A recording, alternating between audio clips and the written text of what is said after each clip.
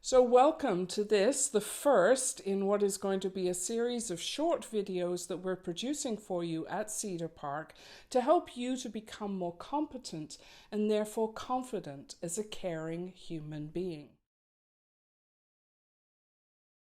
In this first video, we're going to explore what happens to us as a listener when somebody needs to share bad or difficult news with us. That person could be a family member, a friend, a neighbor, or even a stranger on a bus. It doesn't matter. And the bad news can be anything that they find hard to talk about or that you may find hard to hear.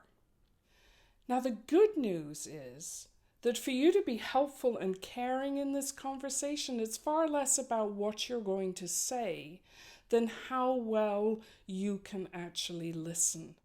Because your job in this conversation is to hear them to speech, to let them tell their story, to feel what they need to feel, to think what they need to think, so that in doing that, they can move on in this bad news that they are sharing with you. That's your job.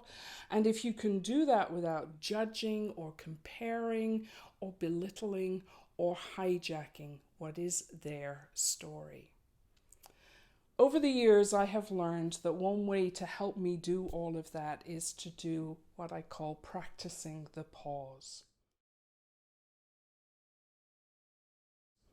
As soon as you know somebody is going to have a difficult conversation, practice the pause inside yourself and try your very best to get your gut and your head aligned so that you can be both compassionate and attentive to whatever it is they're going to say.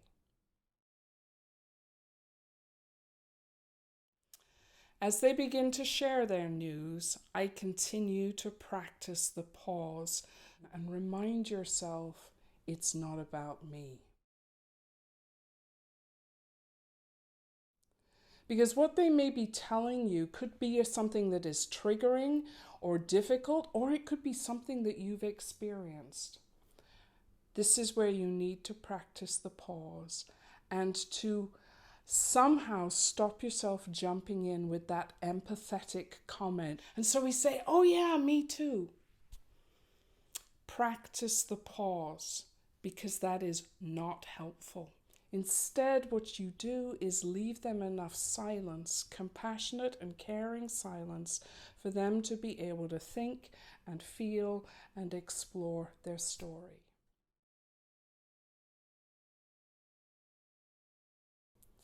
Practice the pause. Tell yourself it's their story, not mine. And then anything that you think of to say, if you focus it on being their story, you'll help them to open up the story, explore it, to think the thoughts and feel the feels, and it stays their story, which is what you need to do.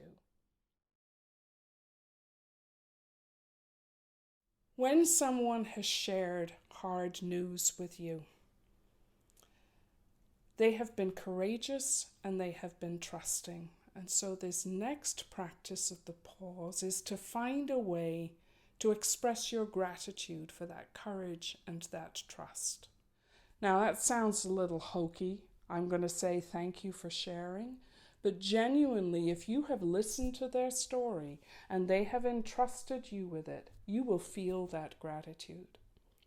What this does to the other person when you say thank you for sharing is it affirms the depth and the truth of their story, and that's one of the best gifts you can give them in listening to them.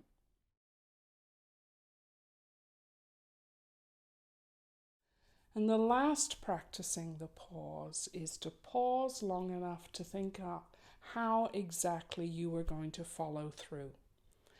If you're going to follow through and say, I'll call you in a day or so, do it. Follow through. I hope this has been helpful for you, and we will be doing other videos to help you become competent and confident as a caring human being.